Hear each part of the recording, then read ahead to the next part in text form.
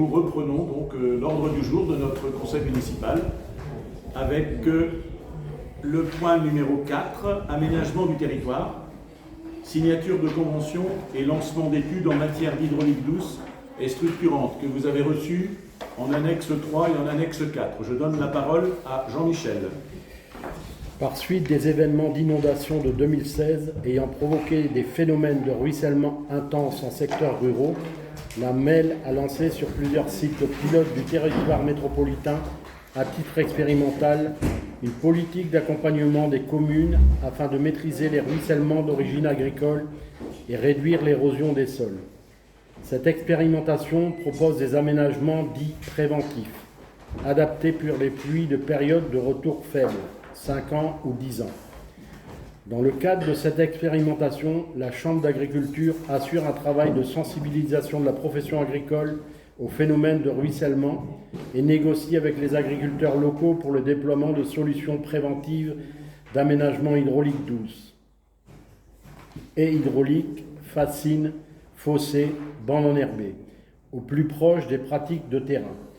D'autre part, le Bureau de recherche géologique et minière, BRGM, réalise des modélisations numériques des axes de ruissellement, évalue, propose et complète des scénarios d'aménagement d'hydraulique douce. La MEL n'étant pas juridiquement compétente en matière de ruissellement, elle prend le rôle d'assistant à maîtrise d'ouvrage pour la commune en mettant en relation la Chambre d'agriculture et le BRGM. En appuyant la commune sur ses réflexions et en participant au montage global du projet, appui à la définition de scénarios d'aménagement, rédaction des dossiers réglementaires. Une première série de négociations a eu lieu sur la commune de Bézieux, amenant à des propositions d'aménagement sur la commune par la profession agricole. Ces propositions d'aménagement ont été modélisées par le BRGM. Le BRGM a complété ces propositions par un repositionnement de certains aménagements et la proposition d'aménagements complémentaires optimaux. Ce deuxième scénario est appelé le scénario optimal. Ce scénario a alors été présenté aux agriculteurs en séance plénière, puis précisé avec ses rencontres individuelles en mairie. Le scénario issu de ces concertations s'appelle scénario final. En parallèle, la commune a lancé une étude de faisabilité pour la création de bassins de stockage pour protéger la commune pour des pluies d'occurrence plus importantes.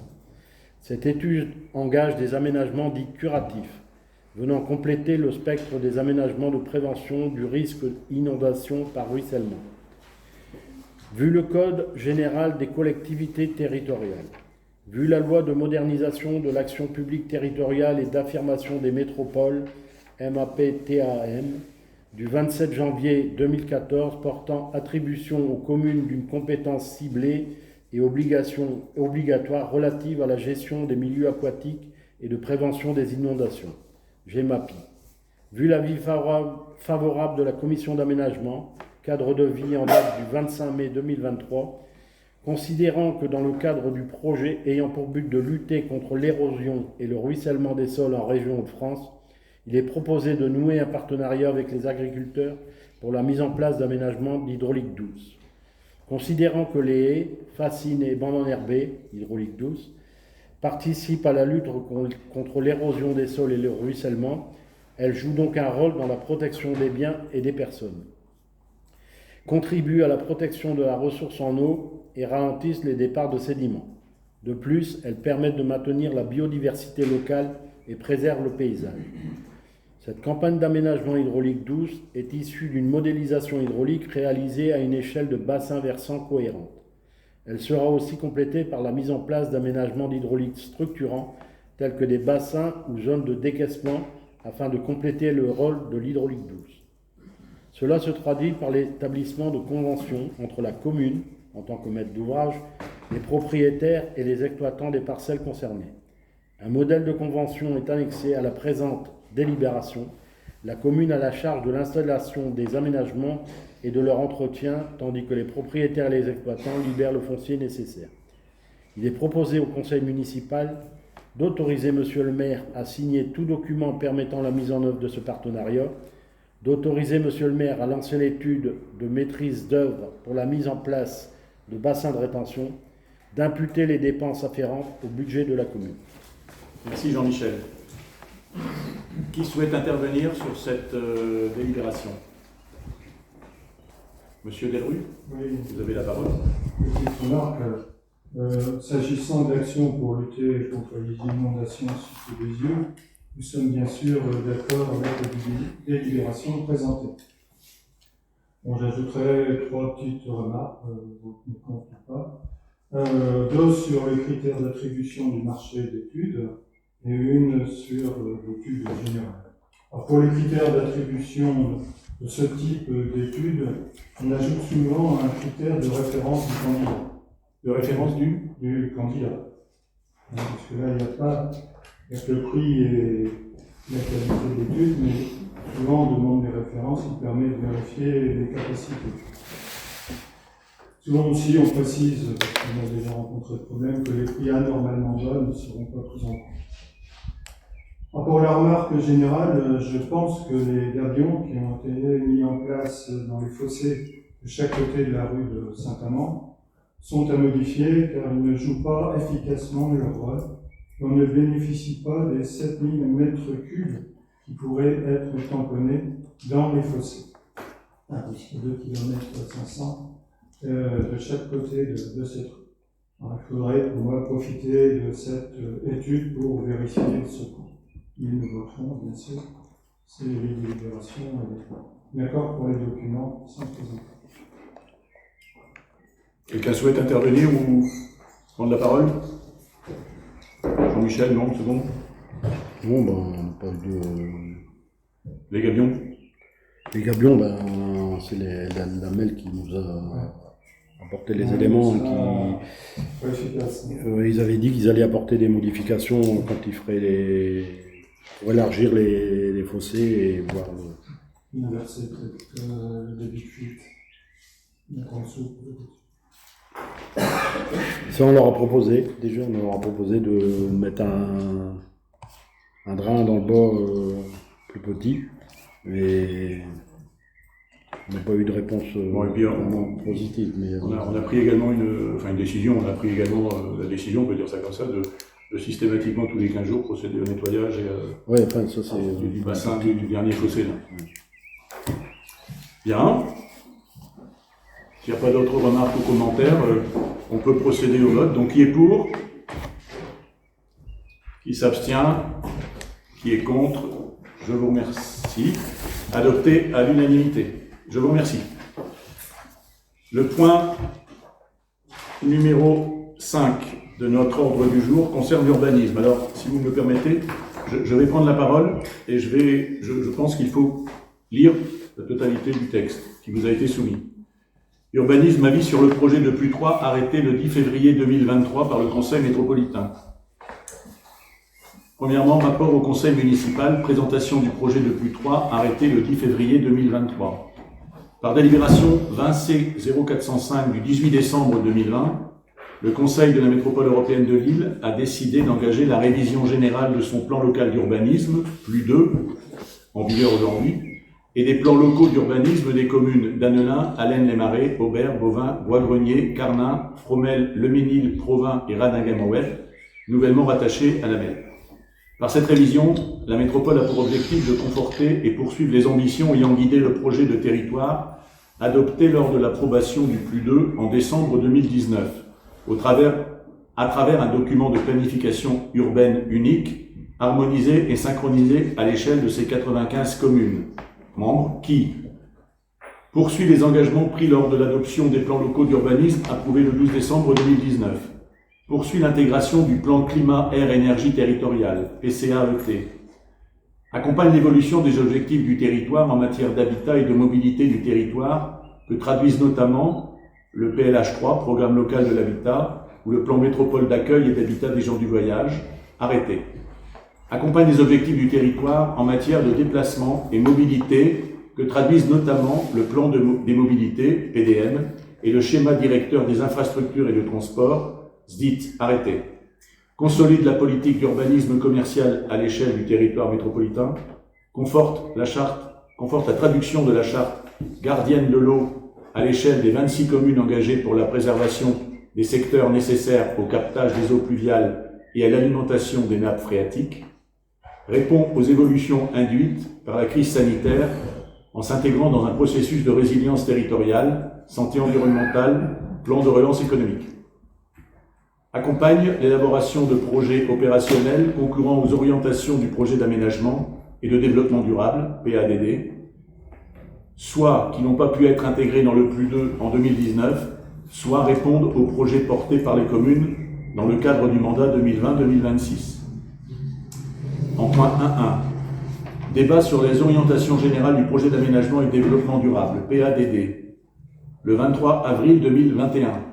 Les élus métropolitains ont débattu sur les orientations générales du projet d'aménagement et de développement durable, PADD, du futur PLU. Comme le prévoit l'article L153-12 du Code de l'urbanisme, notre conseil municipal a tenu ce même débat le 29 octobre 2021, je vous le rappelle. Les débats sur le PAD à la MEL et dans les communes ont mis en exergue les enjeux suivants. Celui de répondre aux besoins en logement propre à notre territoire, relativement jeune et qui doit faire face à de nouveaux défis en pleine crise sociale et énergétique. Celui de l'économie métropolitaine, ou comment, après la crise sanitaire et les questions soulevées par la mondialisation de l'économie, le territoire avec son histoire économique bien spécifique peut résoudre les enjeux de la proximité, de l'attractivité et de la souveraineté. Celui de la nature en ville et la préoccupation de santé environnementale et plus généralement celui de la qualité globale du cadre de vie, etc. Celui toujours plus prégnant des mobilités et de la nécessité de mieux organiser la ville des proximités, enjeux intimement liés aux défis énergétiques et climatiques du territoire. En point 1.2, le bilan de la collaboration entre la MEL et les communes membres. Outre le débat sur le PAD, les maires et conseils municipaux ont été étroitement associés à toute la phase d'élaboration du projet PLU 3, conformément aux modalités de collaboration fixées par le Conseil métropolitain du 18 décembre 2020. Par délibération du 3 octobre 2022, notre conseil municipal s'est prononcé sur une première version de travail du projet de PLU 3, qu'on a appelé le PLU 3 V1. Bilan de la concertation préalable avec le public et les partenaires. La concertation avec les citoyens et plusieurs partenaires publics tels que la Chambre d'agriculture a été mise en place, permettant de recueillir les attentes du territoire et de ses acteurs, qu'elles soient formulées à l'échelle métropolitaine, communale ou infracommunale. Au terme de cette concertation, 861 contributions ont été recueillies, dont 562 portent effectivement sur la révision du plan local d'urbanisme. Les contributions recueillies portent sur les principaux axes thématiques qu'interroge la révision générale à l'échelle métropolitaine, 350 contributions, des sujets individuels ou localisés à l'échelle communale, 168 contributions, des secteurs de projets urbains particuliers, 44 contributions, ce qui fait un total de 562. La manière dont les contributions du public ont été prises en compte dans le projet de PLU 3 est détaillée et motivée dans le plan de concertation tiré par le Conseil métropolitain le 10 février 2023 et son annexe que vous avez pu consulter à partir du lien suivant DIFUEB, Lille Métropole, PLU 3. À l'issue des débats métropolitains et municipaux, par suite des échanges réguliers menés entre les communes et la MEL, et fort des propositions émises par les citoyens et plusieurs partenaires publics, le Conseil métropolitain a arrêté le projet de PLU 3 par délibération du 10 février 2023, 23C0034, consultable sur un lien qui vous est fourni sur l'ordre du jour. La note de synthèse. Le contenu du projet de PLU 3 arrêté est également consultable sur demande au format papier au siège de la MEL de boulevard des Cités-Unies à Lille.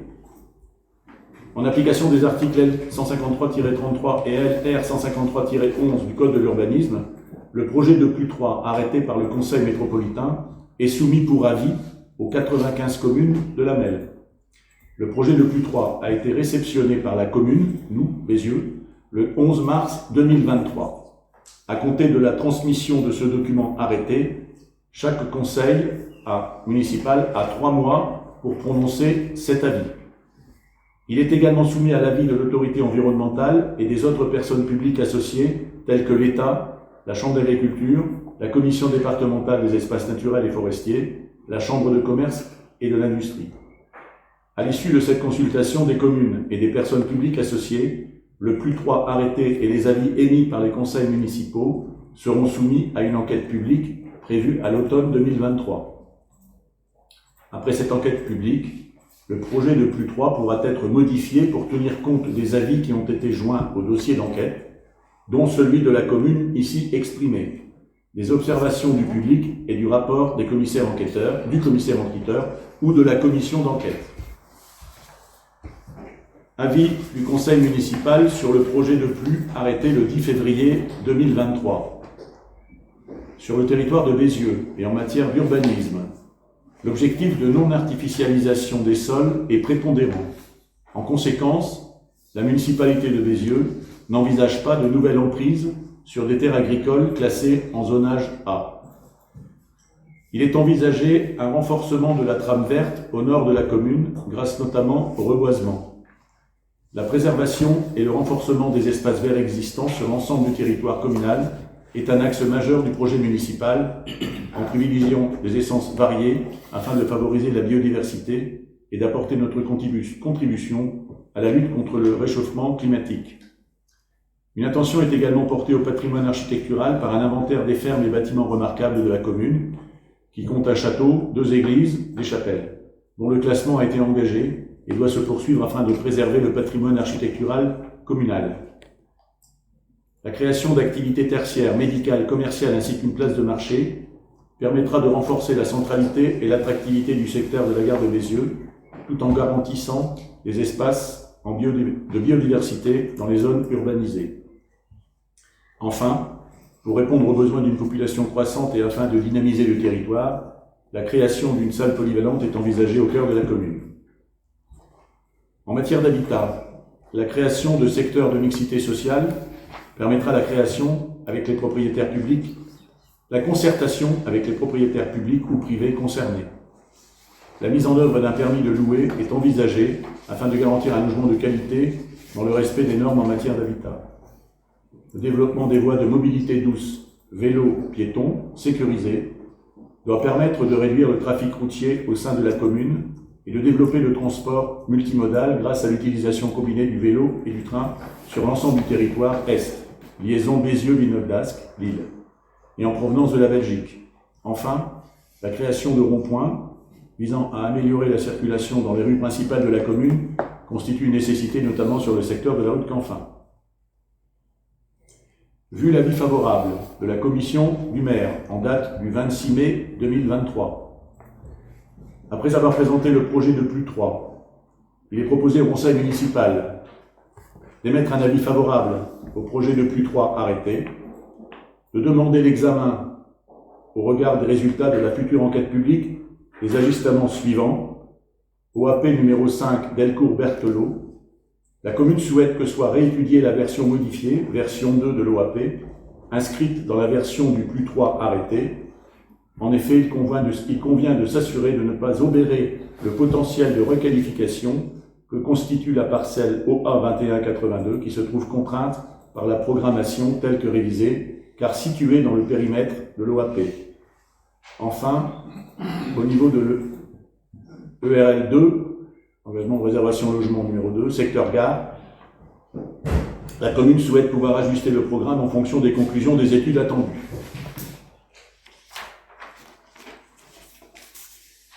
Donc, je vais laisser la parole à qui veut prendre la parole sur ce sujet avant de passer au vote. Donc, qui souhaite intervenir sur ce dossier?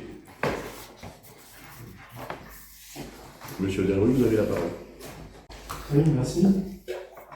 Alors, dans cette dernière version du +3, nous pouvons constater des avancées, des bizarreries, mais aussi des manques. Au titre des avancées que nous saluons, il y a le RI, classement réservé d'infrastructure, F6, confirmation de la liaison 12 du quartier de Saint au chemin de la Bazour. Liaison tellement utile, entre autres, aux enfants de l'école Saint-Jean-Baptiste pour rejoindre le complexe sportif et le centre socio-culturel de Gigny. Il y a aussi le RI F1, confirmation également de la réserve de contournement sud de Bézieux. Personnellement, je préférerais qu'ils comprennent également la branche rejoignant la rue Saint-Amand, qui sécuriserait beaucoup le quartier de Saint. Nous verrons plus tard. Il y a enfin le RIF5, créant le pôle d'échange au nord de la gare de Bézieux. Ce point est primordial pour le développement des déplacements des habitants de Bézieux et des communes voisines par le TER. Encore faudra-t-il augmenter la fréquence et la fiabilité de la liaison Lille-Tourny. Il est aussi indispensable de donner les moyens à cet équipement de fonctionner d'une manière optimum. J'expliquerai vraiment que ce Q3 ne donne pas ces moyens.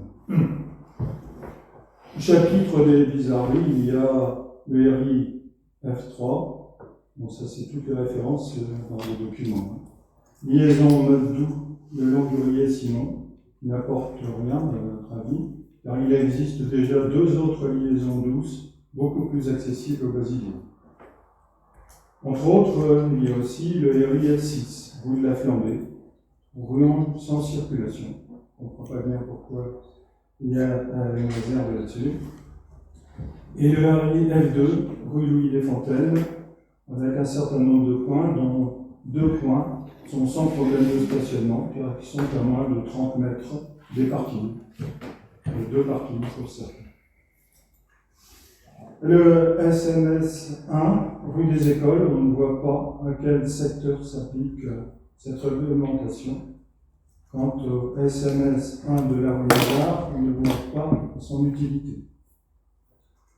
Par ailleurs, certains zonages NV nous paraissent ne rien apporter à la qualité de la vie du secteur. Nous pensons que si certains de ces emplacements réservés donnaient lieu à une réalisation, cela impliquerait une mauvaise utilisation des finances publiques. Mais ce qui est le plus prégnant dans ce plus 3, ce sont les manques. Manque de mixité dans le RL F2. Cette réserve officialise la non-mixité du lotissement qui sera construit dans la cour de la gare. Nous avons déjà exprimé notre désaccord sur cette non-mixité dans un secteur qui compte déjà des LLS, des logements locatifs sociaux, et qui en comportera encore plus avec le lotissement Milcom. Notre manque est le manque de projet de résidence senior, le RL L5, avenue de Gimont. Sur le site en 20.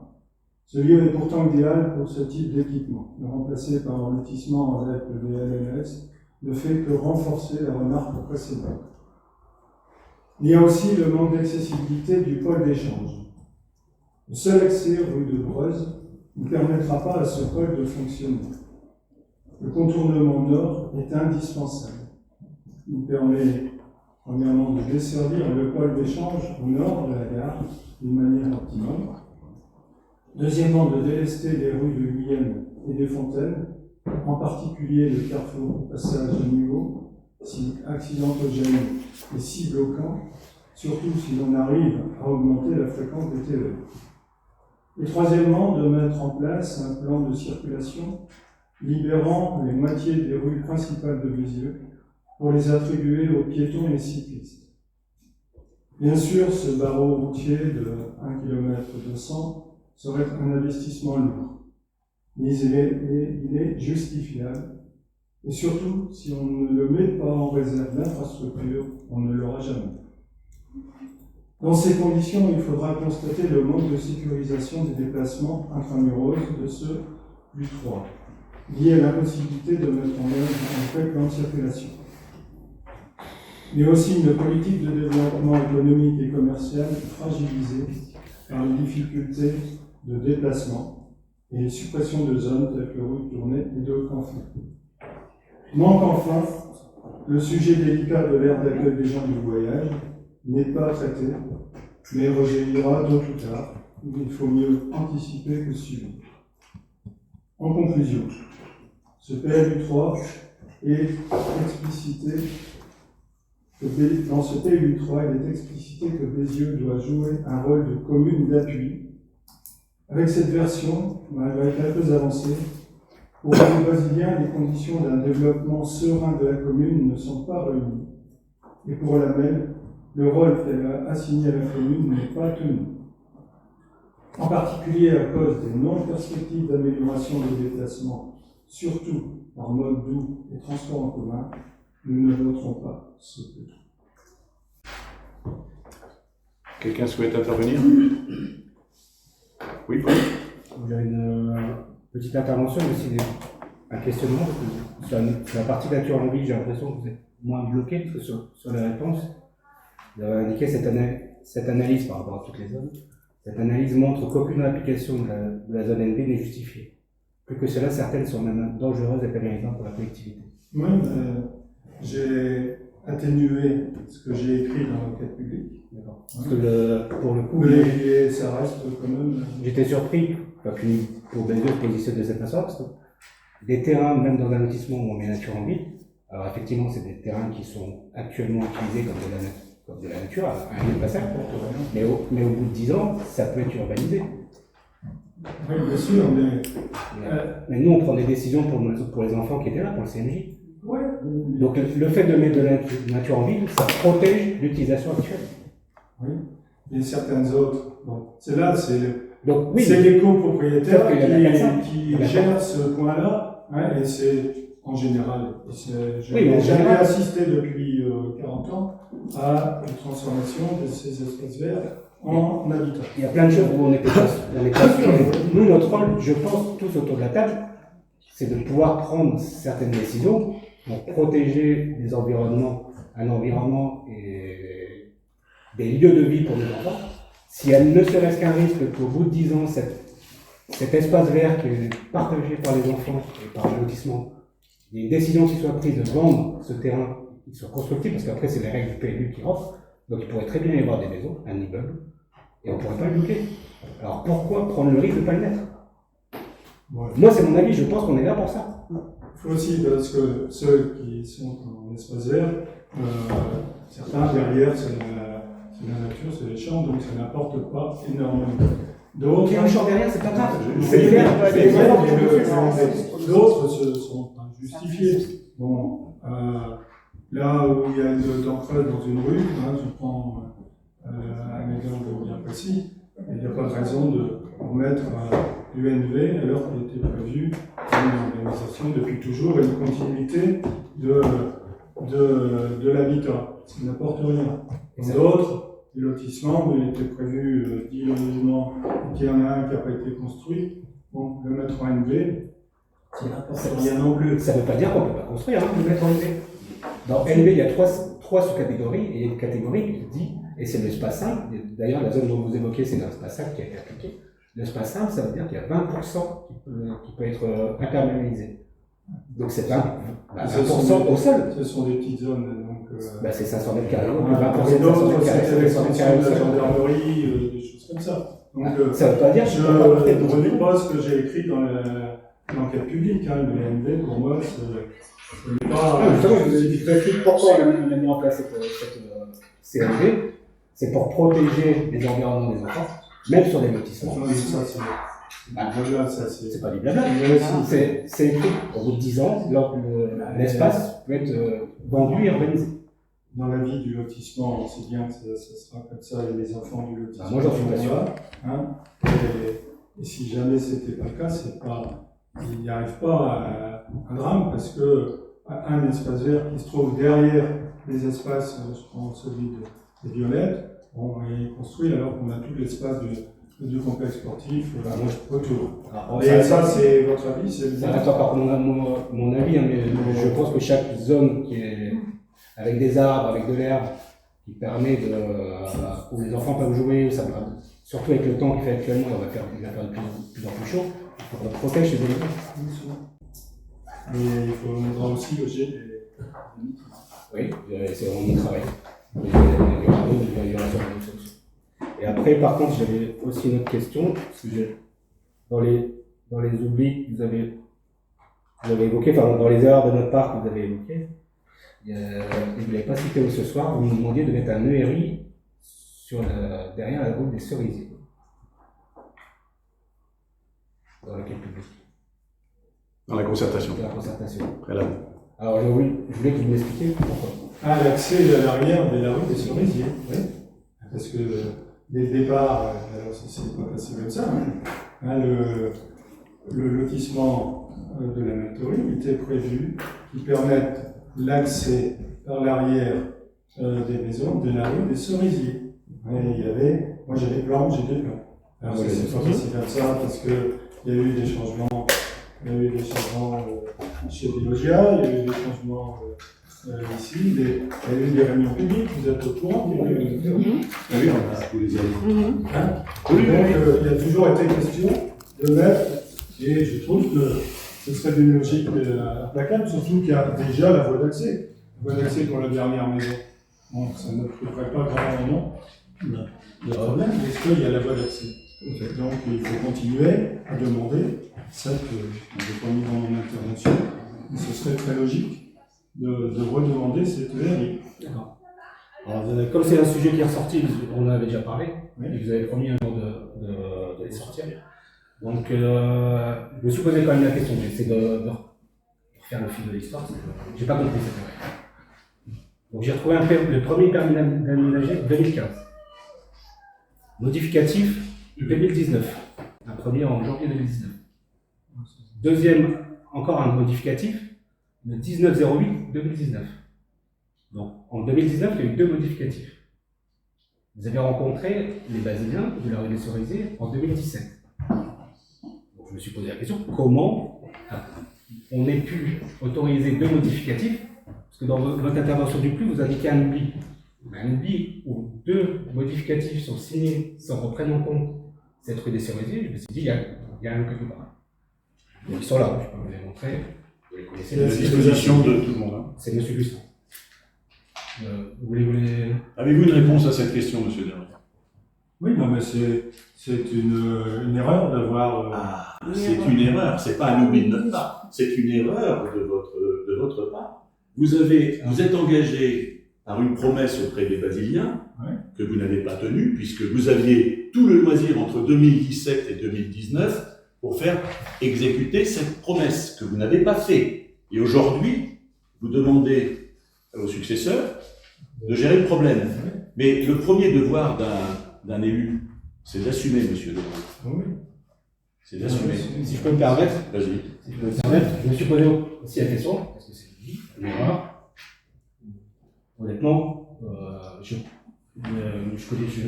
connais un peu M. Gustin. C'est quelqu'un qui connaît bien le sujet, donc j'étais surpris. Et donc j'ai continué à chercher un peu dans les documents et j'ai retrouvé un compte rendu de VRD de 2017, février 2017, au début d'année, avant que vous rencontriez les Basiliens.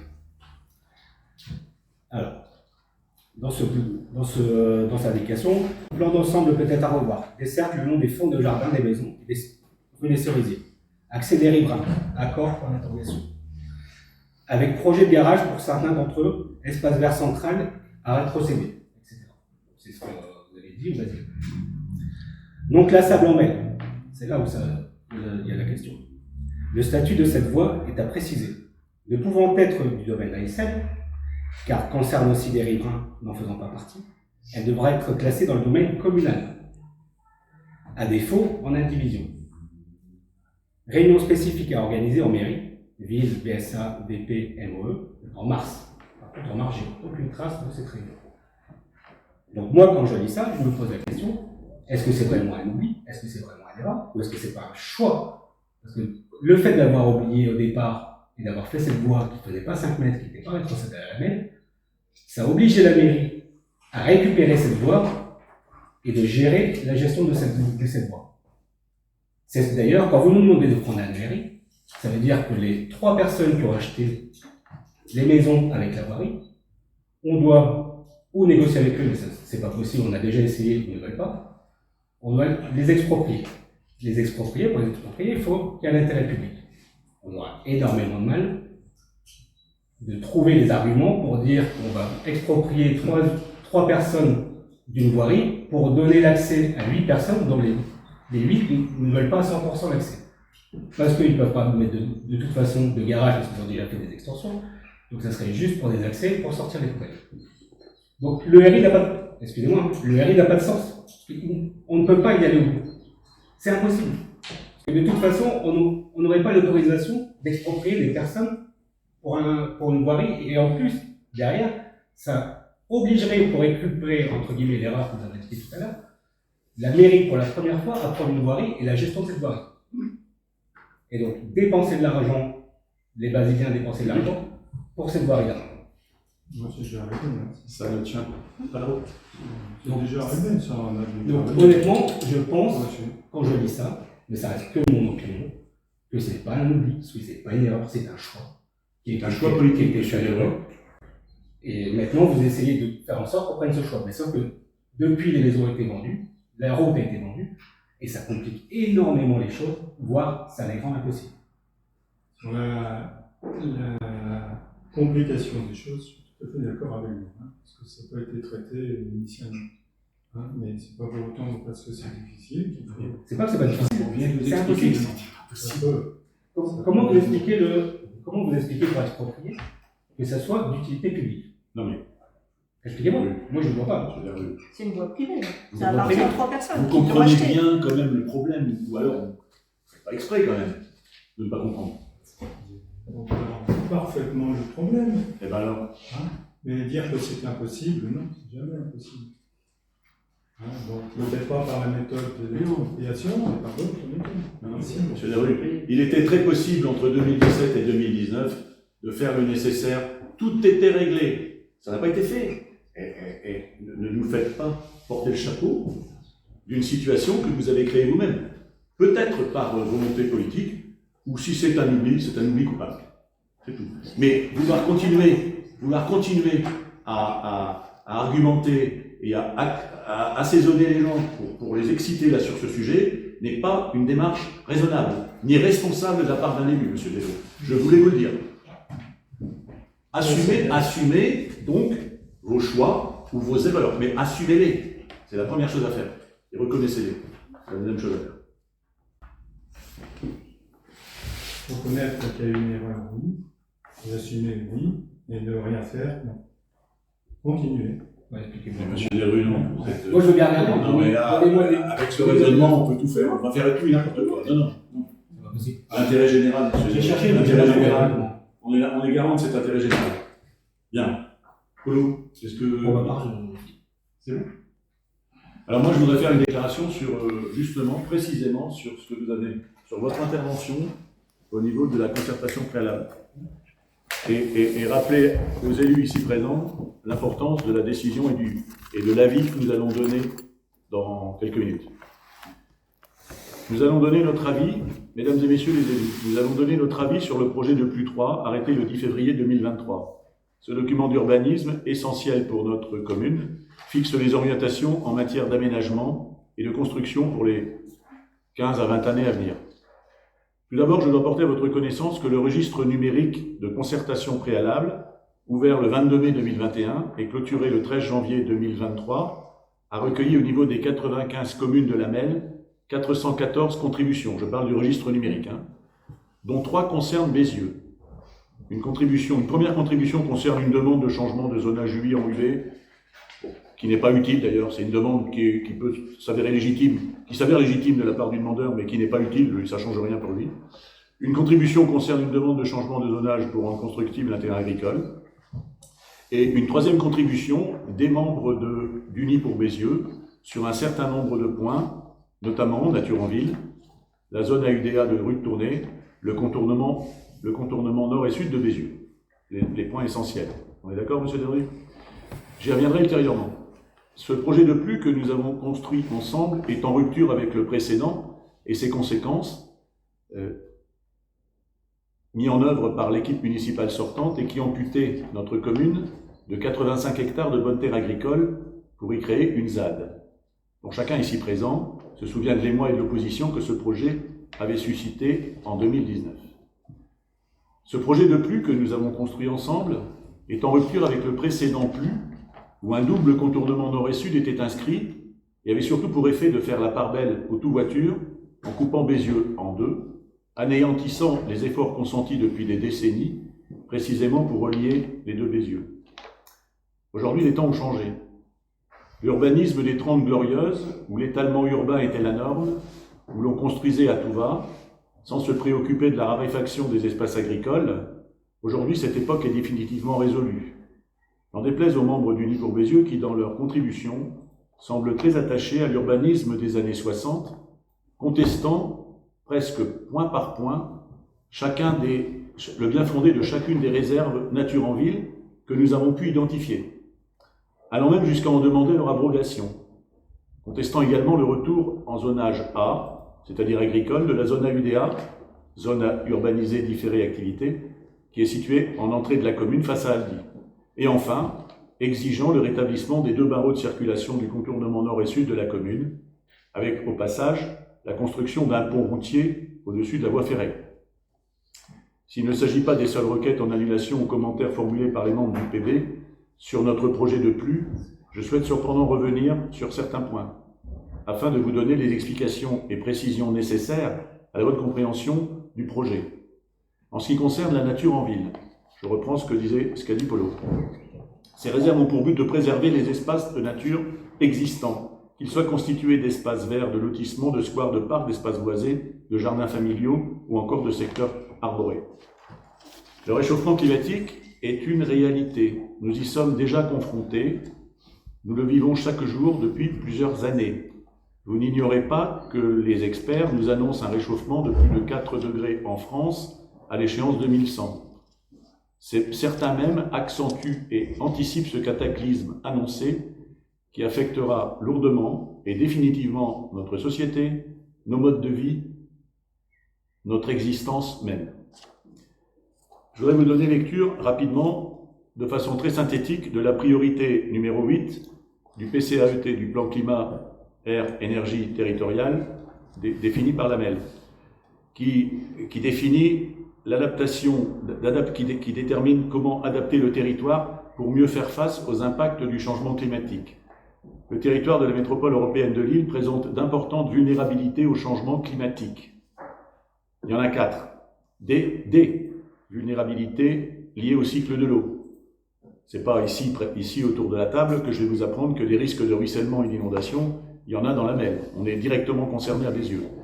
Également la dégradation de la qualité des nappes phréatiques, la raréfaction de ces nappes augmentant le taux de pollution. Des vulnérabilités liées à la nature des sols.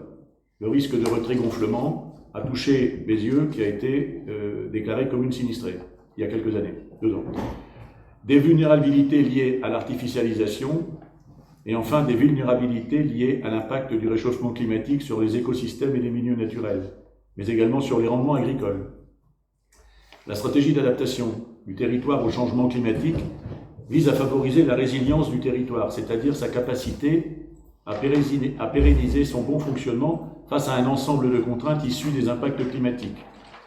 En réponse aux enjeux identifiés, 3 actions ont été retenues. La première, c'est de protéger la population face aux risques climatiques. Je pèse mes mots, protéger la population. La deuxième, c'est de développer la végétalisation et la nature en ville et préserver la biodiversité. Les villes se réchauffent plus vite que le reste du territoire.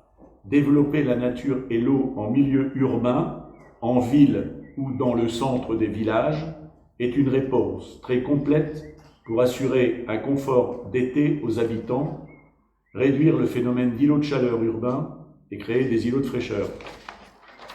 La troisième action consiste à garantir et mieux gérer les ressources en eau. J'ai été très synthétique, je vous ai donné les grands items, mais je pense qu'il fallait le rappeler parce qu'il me semble que c'est un point important. Alors oui, nous assumons d'avoir une vision prospective en matière de préservation de nos espaces de nature en ville. Et contrairement à ce qu'affirme UPB dans sa contribution, je n'ai fait que lire, ces espaces pourraient disparaître au profit d'une urbanisation future. Ça vient d'être évoqué. La pression à l'urbanisation devenant de plus en plus forte du fait de la raréfaction des terrains constructibles. C'est la loi de l'offre et de la demande, c'est aussi bête que ça. En effet, il faut savoir que la loi Elan autorise, lorsque le lotissement a plus de 10 ans, c'est le cas de la grande majorité de nos lotissements, et cela le deviendra rapidement pour les plus récents d'entre eux. Dès lors que les colotis ont mené la procédure adéquate prévue par le Code de l'urbanisme, l'espace peut être cédé à un promoteur et complètement disparaître au profit d'une opération de construction. Ce n'est pas la vision que nous avons de l'avenir de Bézieux, où ces espaces deviendront à l'inverse des biens rares et précieux, tout ce qui est rare et précieux, permettant de s'y ressourcer et surtout d'y trouver un peu de fraîcheur.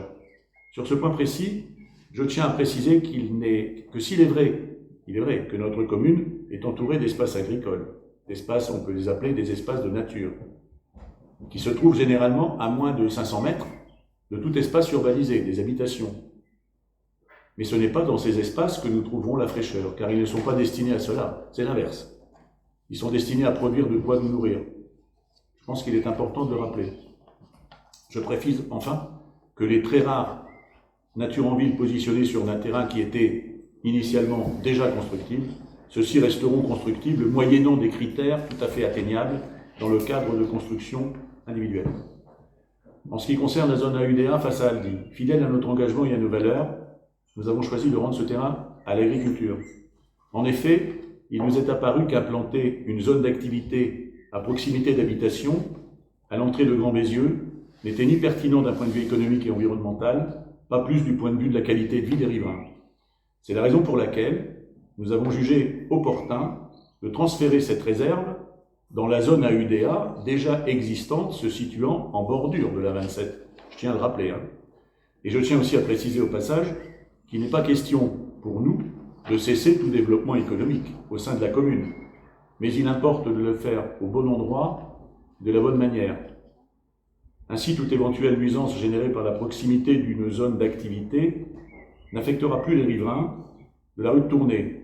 Et je ne doute pas un seul instant que ceux-ci apprécieront de retrouver le terrain dédié à l'agriculture qu'ils ont toujours connu plutôt qu'une zone d'activité. En ce qui concerne, pour terminer, les contournements nord et sud de Bézieux, il me faut à nouveau rappeler que les temps ont changé. Nous nous sommes appliqués à avoir une vision parcimonieuse, responsable et environnementale en matière de voirie, tout en tenant compte des besoins de la commune en matière de desserte du demi-échangeur et du délestage des rues de Tournai et de Canfin.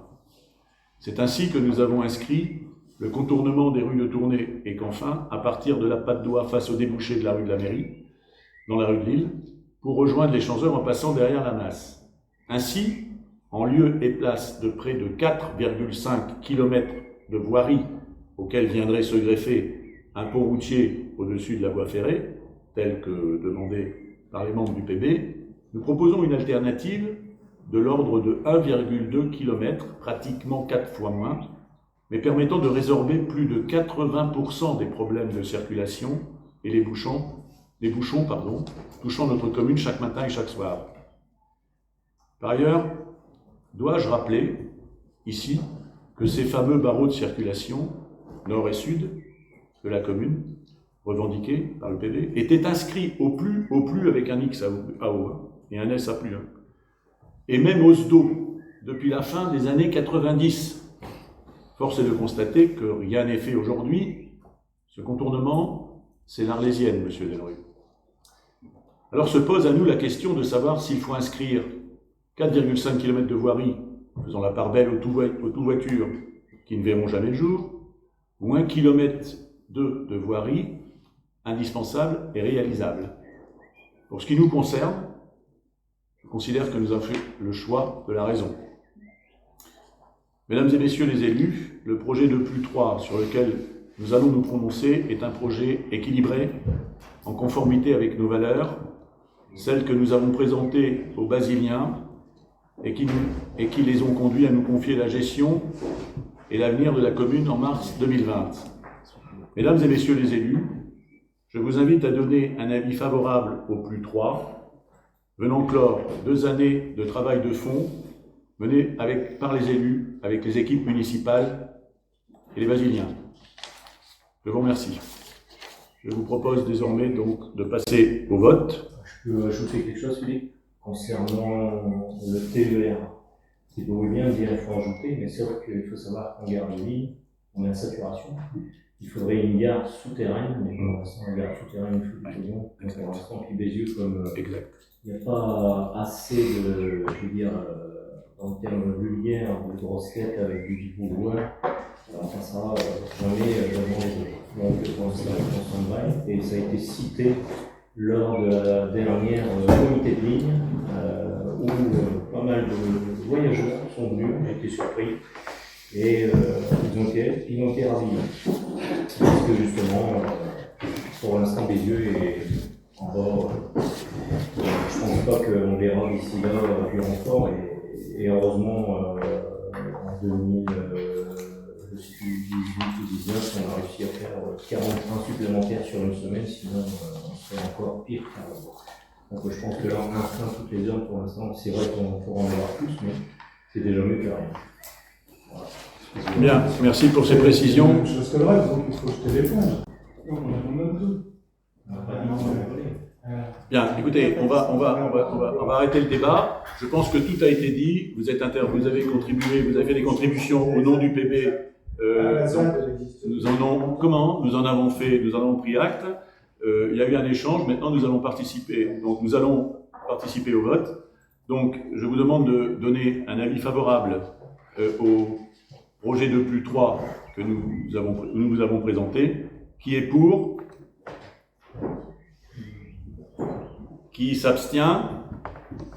Qui est contre?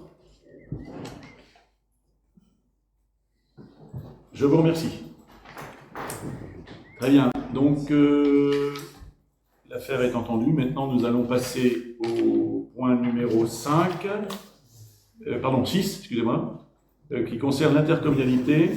C'est une adhésion au dispositif de mutualisation de référents déontologues porté par la MEL en annexe 5. Je prends la parole sur ce sujet. Donc, rappel du contexte. Conformément aux dispositions de l'article 218 de la loi numéro 2022-217 du 21 février 2022, dite loi 3DS, ayant modifié les dispositions de l'article L. 1111-1-1 du Code général des collectivités territoriales, tout élu local peut désormais consulter un référent déontologue chargé de lui apporter tout conseil utile au respect des principes déontologiques consacrés dans la charte de l'élu local, que j'invite d'ailleurs tout le monde à relire. En application du décret numéro 2022-1520 du 6 décembre 2022, les collectivités territoriales, groupements de collectivités territoriales et les syndicats mixtes ouverts doivent désigner un référent déontologue pour leurs élus au plus tard le 1er juin 2023. Plusieurs collectivités territoriales, groupements de collectivités territoriales ou syndicats mixtes ouverts peuvent désigner un même référent déontologue pour leurs élus par délibération concordante. Par délibération 21C0231 du 23 avril 2021, le Conseil de la MEL a créé un comité de déontologie et d'éthique, organe consultatif composé de 3 personnalités qualifiées, extérieures à la MEL, reconnues pour leur indépendance et leur impartialité, ainsi que pour leurs compétences en matière de droit public et de déontologie. Le comité de déontologie et d'éthique de la MEL est notamment composé des personnes suivantes: Madame Élise Untermeyer-Carléo, présidente du comité de déontologie et d'éthique de la MEL, actuellement, et référente déontologue des élus métropolitains. Madame Élise Untermeyer-Carléo est maîtresse de conférence HDR en droit public à l'Université Jean Moulin Lyon 3 et membre de l'observation de l'éthique publique. Monsieur Jean-Pierre Bochu, ancien magistrat administratif près la Cour administrative d'appel de Douai. Monsieur Jean-Pierre Bochu dispose d'une expérience de plus de 40 ans au sein de la fonction publique de l'État et de ses établissements publics. Les membres du comité de déontologie et d'éthique ont été désignés pour une durée de 3 ans, renouvelable une fois. Ils ne sont ni élus, ni agents de la métropole européenne de Lille ou de l'une de ses communes membres, ne sont pas placés en situation de conflit d'intérêts et répondent pleinement à ce titre aux critères de désignation en qualité de référent déontologue de l'élu local tel que défini par le décret subvisé. Objet de la délibération. Il est proposé la désignation de Madame Élise Untermeyer-Carléo et de Monsieur Jean-Pierre Bochu en qualité de référent déontologue des élus municipaux de la commune, de manière concordante entre l'ensemble des communes du territoire de la MEL intéressées dans les conditions suivantes. Les référents déontologues des élus de la commune sont chargés de délivrer aux élus municipaux de la commune tout conseil utile au respect des principes déontologiques consacrés par la charte de l'élu local, visée à l'article L. 1111-1-1 du Code général des collectivités territoriales.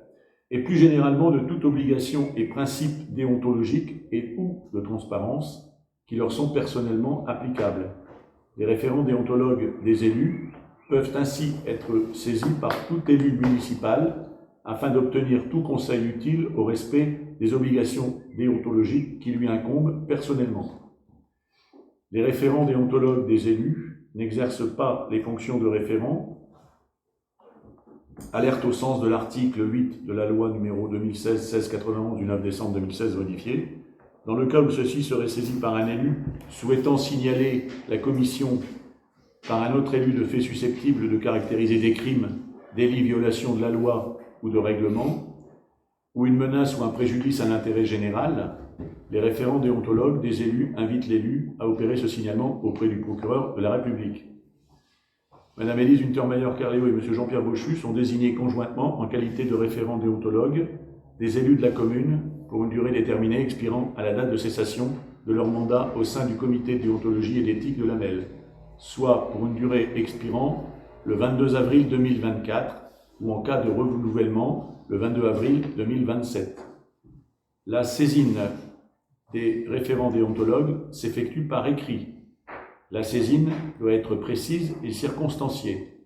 Elle peut être accompagnée de toute pièce utile à la compréhension de la situation. Les référents déontologues s'organisent librement pour déterminer le référent déontologue qui sera chargé de traiter le dossier. Les référents déontologues des élus sont tenus au secret professionnel dans le respect des articles 226-13 et 226-14 du Code pénal et à la discrétion professionnelle de tous les faits, pour tous les faits, informations ou documents dont ils ont connaissance dans l'exercice ou à l'occasion de l'exercice de leurs fonctions. L'identité de l'auteur de la saisine ainsi que l'ensemble des échanges entre le référent déontologue chargé du dossier et l'élu auteur de la saisine sont strictement confidentiels. Les conseils émis par le référent déontologue sont communiqués de manière exclusive à l'élu auteur de la saisine et au second référent déontologue. Conformément aux dispositions de l'arrêté du 6 décembre 2022, pris en application du décret numéro 2022-1520 du 6 décembre 2022, relatif au référent déontologue de l'élu local, le référent déontologue chargé du dossier sera indemnisé sous forme de vacation à hauteur de 80 € par dossier traité. Les référents déontologues pourront être également remboursés de leurs frais de déplacement, hébergement et repas dans les conditions réglementaires. Par convention de prestation de services prise au visa de l'article L. 5215-27 du CGCT, l'AMEL assurera pour le compte de la commune la coordination opérationnelle, administrative et financière afférente aux saisines des référents déontologues par les élus municipaux de la commune. L'AMEL mettra à disposition des référents déontologues les moyens matériels d'exercer leurs fonctions. L'AMEL procédera pour le compte de la commune, qui la mandatera à cet effet, à l'engagement, à la liquidation et au règlement des vacations et frais de déplacement, hébergement et restauration des référents déontologues. S'agissant des charges obligatoires des communes à l'initiative des élus municipaux, l'AMEL refacturera les dépenses de vacations et frais subvisés aux communes semestriellement. La prestation de coordination opérationnelle, administrative et financière sera quant à elle réalisée par l'AMEL à titre gracieux. Vu l'avis favorable de la commission du maire en date du 26 mai 2023, il est proposé au conseil municipal de désigner conjointement, dans les conditions visées à la présente délibération, Madame Élise Untermeyer-Carléo et Monsieur Jean-Pierre Bochu, en qualité de référent déontologue des élus de la commune. D'autoriser Monsieur le maire à signer la convention de prestation de services jointe en annexe de la présente délibération et dont les conditions essentielles sont rappelées ci-dessous. D'imputer les dépenses afférentes au budget de la commune. Est-ce que quelqu'un souhaite intervenir sur cette délibération?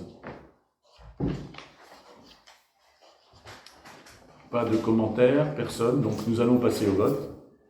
Qui est pour? Qui s'abstient? Qui est contre? Je vous remercie. Délibération adoptée à l'unanimité. Le point numéro 7 concerne les marchés publics, l'addition au futur marché UGAP pour l'achat d'électricité. Je passe la parole à Karl. Vu le code général de collectivité territoriale, notamment l'article L. 2122-21, La présentation faite en commission des finances qui a eu lieu le 27 mai 2023. Considérant la campagne de recensement des besoins lancée par le GAP qui se termine le 30 juin 2023, considérant la nécessité de renouveler notre marché d'électricité au 1er janvier 2025, considérant le souhait de la collectivité d'intégrer cette campagne de recensement, et proposer au conseil municipal d'autoriser l'embarquement dans la campagne de recensement des besoins d'électricité engagés par le GAP, et d'autoriser M. le maire à signer la convention ci-jointe avec C, ayant pour objet la mise à disposition d'un marché de fourniture, d'acheminement d'électricité et de services associés, passés sur le fondement d'accords cadres à conclure par le GAP. Merci Karl. Est-ce qu'il y a une intervention sur ce dossier, sur cette délibération? Aucun commentaire, aucune question. Nous allons donc passer au vote. Qui est pour? Qui s'abstient? Qui est contre? Je vous remercie. Adopté à l'unanimité. L'avant-dernier point, sauf erreur, oui, finances locales, concerne la subvention ADELI, et je donne à nouveau la parole à Karl. Donc, l'article 21-21-29 du Code général des collectivités territoriales, vu la présentation faite en commission finances le 27 mai 2023, considérant que la commune de Bézieux dispose d'un siège au conseil d'administration d'ADELI Villeneuve-d'Ascq, Mont-Saint-Barreul, considérant que M. Karl Verbeek a été désigné par le conseil municipal en date du 16 juin 2020 comme représentant de la commune au conseil d'administration d'ADELI, considérant la demande de subvention formulée par l'association ADELI à hauteur de 3 748 € en date du 27 avril 2023, considérant que l'association ADELI propose aux voisiniers un accueil et un accompagnement dans le cadre de leur démarche relative à l'emploi et à l'insertion, et proposer au conseil municipal d'attribuer une subvention à hauteur de 3 748 € et d'imputer la somme correspondante sur le budget de la commune. Merci Karl. Est-ce qu'il y a une question, une intervention, un commentaire sur cette délibération concernant ADELI, la subvention ADELI? Point. Donc on va passer au vote. Qui est pour? Qui s'abstient? Qui est contre? Adopté à l'unanimité. Merci. Et nous terminons les points à l'ordre du jour du conseil municipal par le point numéro 9, qui concerne la fonction publique, une convention pour la mise à disposition de personnel pour une mission d'archivage que vous avez reçue en annexe 7, et je continue à donner la parole à Karl. Vu le Code général des collectivités territoriales, vu la délibération numéro 2019-11-08 en date du 26 novembre 2019 portant sur la signature d'une convention de mise à disposition avec le Centre de gestion du Nord pour les archives municipales, vu la présentation faite en commission finances le 27 mai 2023, et considérant que le travail d'archivage réalisé par le personnel mis à disposition par le CDG, Centre de gestion en 2020, 21 et 22, a permis d'apurer une partie du retard accumulé dans le traitement des dossiers, considérant qu'il convient de poursuivre cette tâche et d'entamer le travail d'archivage numérique. À ce titre, il est proposé au conseil municipal de renouveler la convention avec le Centre de gestion du Nord pour la mise à disposition du personnel dans le cadre de l'archivage municipal, d'autoriser M. le maire à signer la convention annexée, vous avez en annexe 7, et d'imputer les dépenses correspondantes sur le budget de la commune. Merci Karl. Une intervention sur cette délibération numéro 9 qui concerne l'archivage dans la commune. Point. Nous allons passer au vote. Qui est pour? Qui s'abstient? Qui est contre? Adopté à l'unanimité. Je vous remercie. Je vous informe que le prochain conseil municipal se déroulera en salle des mariages, normalement, le 4 juillet prochain, à 19h. 4 juillet 2023, conseil municipal, salle des mariages.